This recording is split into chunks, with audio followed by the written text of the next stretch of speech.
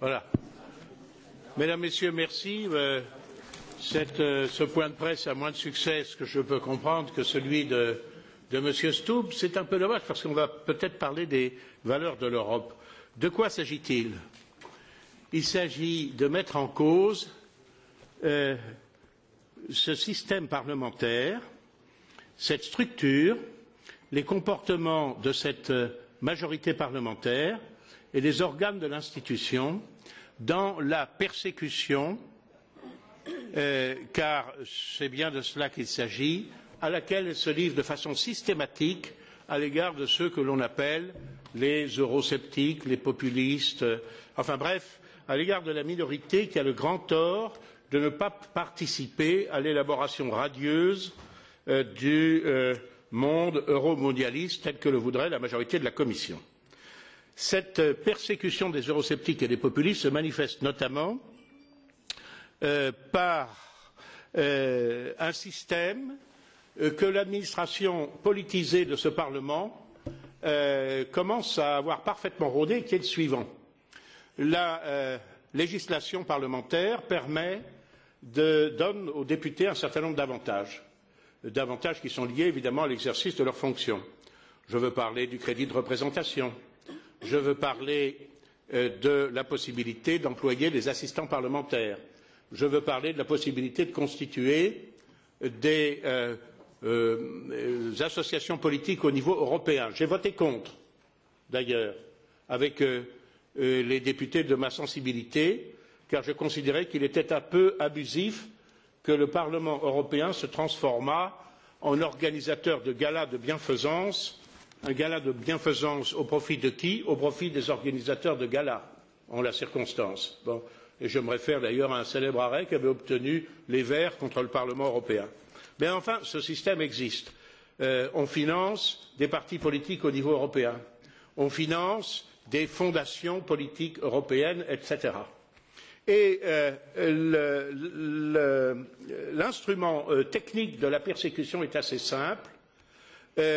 Furieux de ce qu'ils appellent les ennemis de l'Europe ou les adversaires de l'Europe, qui ne sont simplement que des élus qui contestent, et c'est bien leur droit, l'orientation actuelle de l'Union européenne, furieux donc qu'ils bénéficient du financement de ces financements, l'administration parlementaire politisée, j'y insiste, par un certain nombre d'oukases, prétend leur en imposer le remboursement, s'autorisant ainsi la possibilité de ruiner les députés en question, de ruiner leur réputation, de les ruiner dans leurs biens, dans leur patrimoine, de les détruire dans l'exercice de leur mandat en les contraignant à passer des dizaines, des centaines d'heures à se justifier au mépris de la séparation des pouvoirs.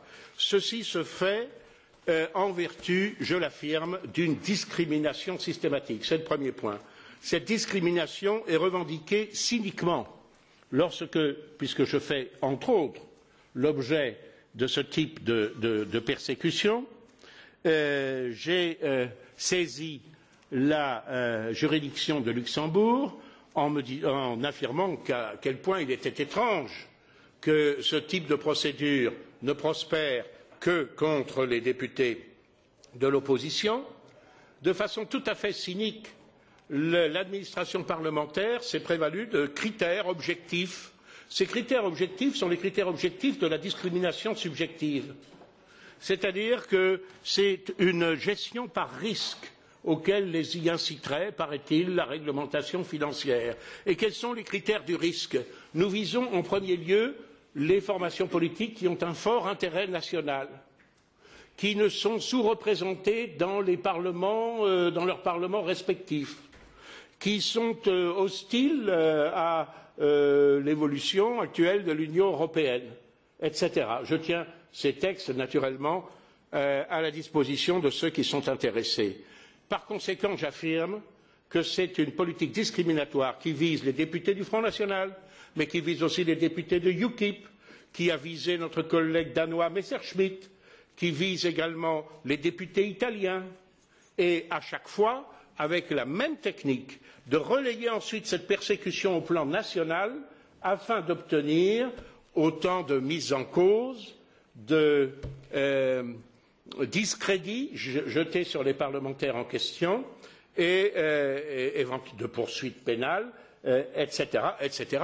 On s'est fait l'écho récemment de ce que, se fondant sur les revendications extravagantes de l'avocat nommé par le Parlement européen, Maître Maisonneuve, ou du président Schulz, qui lui ne s'était pas fatigué, il avait pris la liste des députés, la liste des assistants parlementaires, multiplié le total des salaires et charges sociales des assistants parlementaires par le nombre d'années de la mandature et dit ça fait 7,5 millions d'euros, ce qu'un certain nombre de vos confrères journalistes répètent avec un peu quand même l'instinct panurgique qui est parfois, pas toujours chez les bons journalistes, mais quand même parfois la marque, hélas, de votre profession. Voilà.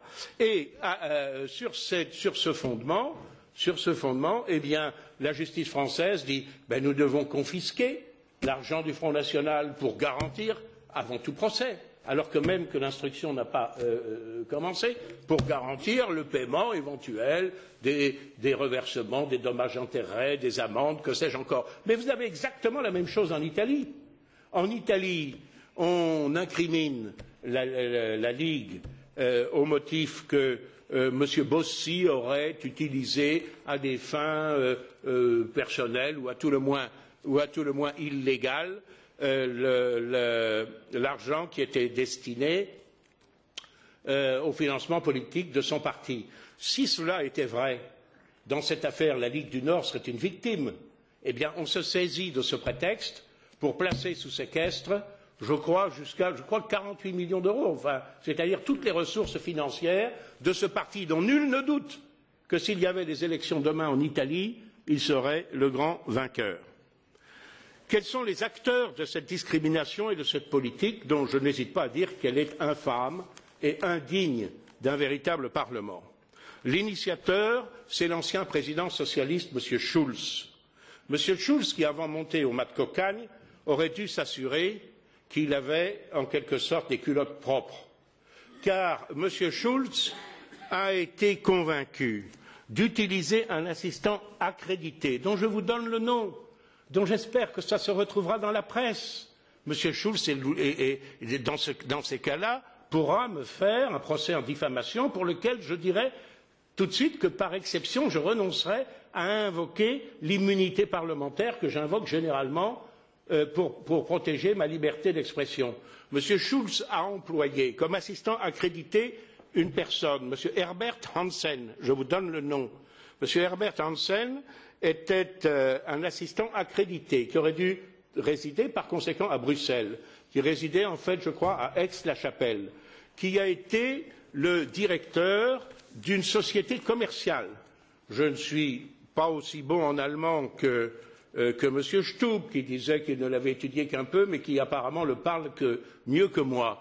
Mais il s'agit d'une Gesellschaft mit beschränkter Haftung, c'est-à-dire une société commerciale, la société Euregio Tour, qui est en fait l'agence de voyage du Parti socialiste allemand.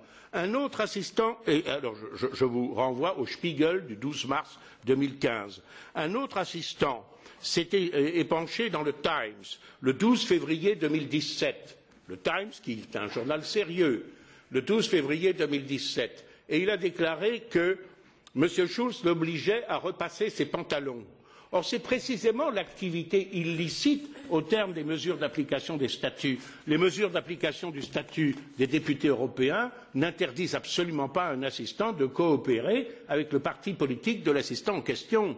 Elles interdisent seulement à l'assistant de servir, si j'ose dire, à l'usage personnel du député, soit comme amant ou comme maîtresse, exclusif du moins, parce que sinon, que d'investigation en perspective, bien sûr, soit comme jardinier, comme bonne d'enfant, comme cuisinier, comme femme de ménage, que sais-je encore. Voilà. Eh bien, ceci n'a pas suscité la curiosité de l'Olaf, ou du moins cette curiosité s'est arrêtée assez vite. Bon. Monsieur Schulz, comme Spitzenkandidat, nous parlons en ce moment des Spitzenkandidaten, a été convaincu par un rapport voté par le Parlement de la Commission de contrôle budgétaire d'avoir utilisé abusivement les moyens du Parlement à des fins de campagne électorale, y compris les fonctionnaires, je dis bien les fonctionnaires, pas les assistants. Là encore, cela n'a pas suscité de curiosité de la part de l'Olaf. Je vous renvoie à la décision du Parlement du 28 avril 2016 et au rapport Pieper dont je tiens les textes à votre disposition. Monsieur Schulz est l'initiateur de cette persécution. Les exécutants en sont Monsieur Welle. Monsieur Welle est le secrétaire général du Parlement européen. Monsieur Welle est un fonctionnaire politisé. Monsieur Welle n'est pas issu des concours de l'administration parlementaire européenne. Monsieur Welle est un ancien assistant parlementaire lui-même, assistant de groupe, chef du groupe CDU, lequel d'ailleurs à l'époque fonctionnait en coalition avec le Parti socialiste dans le cadre des grandes coalitions qui sont le charme particulier de la politique allemande. Monsieur Welle est donc l'exécutant de cette politique et la cheville ouvrière en est Monsieur Kletti, le directeur général des finances. Je mets en cause, bien sûr, ces trois personnalités, Monsieur Schulz, Monsieur Welle, Monsieur Kletti, afin que les choses soient claires. Troisième point, quelles sont les procédures? Les procédures utilisées par ces personnages sont dignes des procédures totalitaires. Or, ce n'est pas une procédure totalitaire où on vous fusille. Non, quoique, on ne dédaigne pas d'essayer de vous faire mettre en prison. C'est un totalitarisme mou qui se durcit de plus en plus. Quelles sont les procédures? C'est d'abord formuler un certain nombre de griefs constamment changeants. Dans mon cas, et vous pourrez le vérifier aisément, on a à l'encontre de mon assistant, Monsieur L'Huillier, pour ne pas le nommer, qui est d'ailleurs ici présent, c'est un assistant fictif mais qui est bien réel, en chair et en os, on a à l'encontre de mon assistant articulé d'abord que le lieu de son contrat était le siège du Front National. Le siège du Front, effectivement, nous domicilions tous les contrats de nos assistants au siège de notre formation politique pour des raisons essentiellement pratiques et pour en assurer la gestion administrative. Peut-on un seul instant penser, alors que cette pratique durait depuis plusieurs dizaines d'années, devrais-je dire, en tout cas depuis plusieurs mandatures, que les deux hauts fonctionnaires français de nationalité, M. Antoine Poirel et son supérieur, M. Kletti, directeur général des Finances, ignoraient que le 4 rue Vauguyon à Saint-Cloud, puis le 72 rue des Suisses à Nanterre était le siège du Front National quand toute la France était au courant. Il leur appartenait donc, s'ils estimaient cette procédure irrégulière, d'attirer notre attention là-dessus, comme doit le faire un service de l'assistance parlementaire que je qualifie pour ma part à ce jour de service de la nuisance parlementaire. Bien. Ensuite, on a accusé qu'ils exerçaient des responsabilités au sein du parti. J'ai ici, je tiens à votre disposition, il va être distribué d'ailleurs, un document qui vous donne toutes les responsabilités qu'exerçaient certains assistants. J'ai pris simplement, je ne suis pas un délateur, j'ai pris simplement les assistants des membres du bureau et des présidents des groupes politiques, autres que le nôtre. Et vous vous apercevrez que beaucoup exerçaient des responsabilités politiques, et ce qui est bien naturel dans leur formation d'origine. Et il est vrai qu'au Front National, nous prenions nos assistants plutôt au Front National qu'au Parti Socialiste, assurément. Bon. On a reproché également des candidatures à des élections. Par exemple, mon assistant s'est vu opposer le fait qu'il avait été un jour candidat à une élection départementale en France, jusqu'à ce que l'on s'aperçoive que cette pratique était absolument générale et que, par conséquent, on élabore une réglementation à cet effet, mais on n'a pas abandonné pour autant les poursuites à son encontre. On a excipé d'un conflit d'intérêts, ce qui est parfaitement ridicule. Où est le conflit d'intérêts quand, bien évidemment, de concert avec mes collègues, notamment avec M. Jean-Marie Le Pen, nous partagions les services de M. L'Huillier, ce qui est bien naturel, puisque nous étions 3 députés lors de la précédente mandature pour surveiller 23 000 votes, plus de 23 000 votes, et le travail de 18 commissions. Bien évidemment, on travaillait en poule, ce qui est parfaitement normal et ce qui est parfaitement licite. il y aurait eu conflit d'intérêts si mon collaborateur, payé grâce à mon crédit d'assistant, avait travaillé en fait pour un de mes rivaux politiques, un de mes adversaires. Et personne n'a prétendu que ce fût le cas. Et puis on en est arrivé à des atteintes beaucoup plus vagues, atteintes à l'honneur, à la réputation du Parlement. Je me livre en ce moment à une attaque, à une critique délibérée contre l'honneur et la réputation du Parlement, dont je pense qu'il se déshonore dans cette affaire, du moins ceux qui parlent abusivement en son nom et les administrateurs qui s'arrogent le droit précisément de le représenter.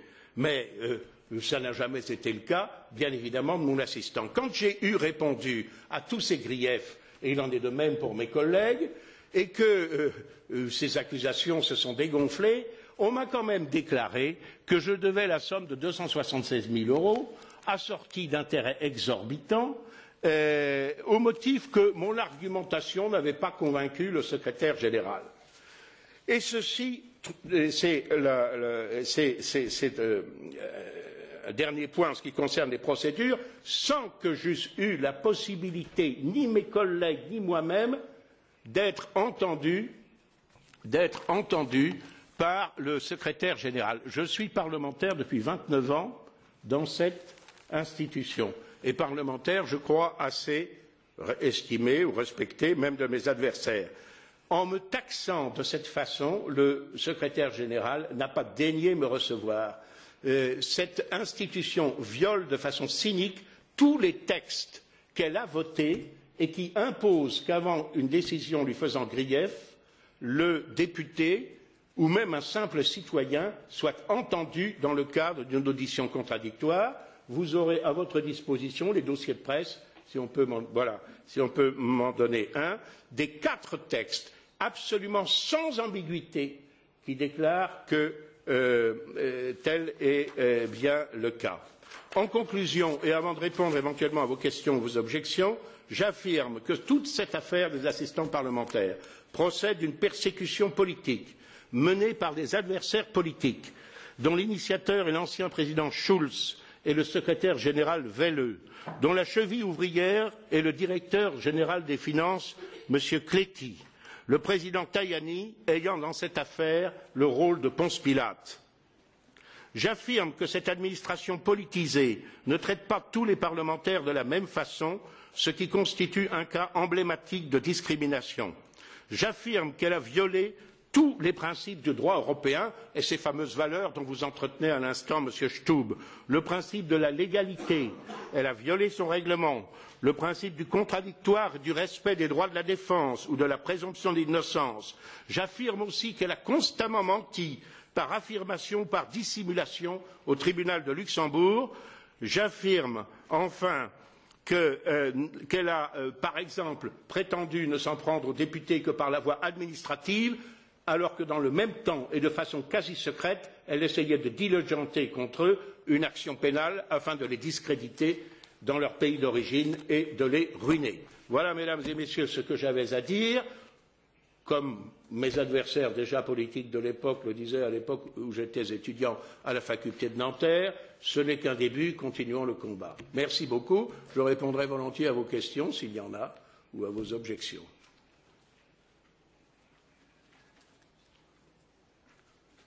Je crois que c'est clair. J'ai convaincu tout le monde, apparemment. Donc je serais heureux de retrouver cette défense. Donc, alors, je vous signale que j'ai apporté ici plusieurs dossiers. Voilà le dossier des preuves matérielles du travail de mon collaborateur, M. L'Huillier, celui qui est en cause en ce qui me concerne dans cette affaire, mais ce n'est pas le seul. Voilà, y compris des constats d'huissier qui prouvent le classement de mes dossiers, les documents, les rapports qu'il a rédigés, etc. Tout document que non seulement le secrétaire général, mais les questeurs et le bureau de ce Parlement n'ont pas voulu prendre en considération. Je vous signale que je tiens tout cela à votre disposition à la consultation de ceux que cela pourrait intéresser et qu'un document de presse vous est distribué qui est très très très succinct mais qui montre que les textes légaux qui imposent qu'avant toute décision le concernant, un simple citoyen d'ailleurs ou un député ait la possibilité de se défendre, textes qui ont été outrageusement violés par, en l'occurrence, par le secrétaire général, M. Welle. Et vous y trouverez aussi un extrait très partiel des mensonges de l'administration parlementaire qui prétend qu'à l'égard de moi-même ou de mon assistant, elle n'a aucun grief de nature pénale, elle n'est absolument partie à aucune action en France, ce qui me fait évidemment m'interroger sur les raisons de ma convocation par des juges d'instruction français, et en l'occurrence Mme Thépaut du syndicat de la magistrature, syndicat d'extrême gauche, comme chacun sait, à l'initiative en réalité du Parlement européen et de l'avocat qui l'a commis à cet effet, maître Maisonneuve. Voilà, mesdames, messieurs, je n'ai rien d'autre à dire et si vous n'avez pas de questions sur cette affaire qui a pourtant défrayé la chronique et sur laquelle j'accepte de m'étendre en long, en large et en travers, qu'il s'agisse de ma situation, de celle de mes collègues, de mes assistants, de Madame Le Pen, que sais-je, de tous les assistants qui ont été mis en cause dans cette affaire, eh bien, me reste à vous remercier de votre patience et de votre attention.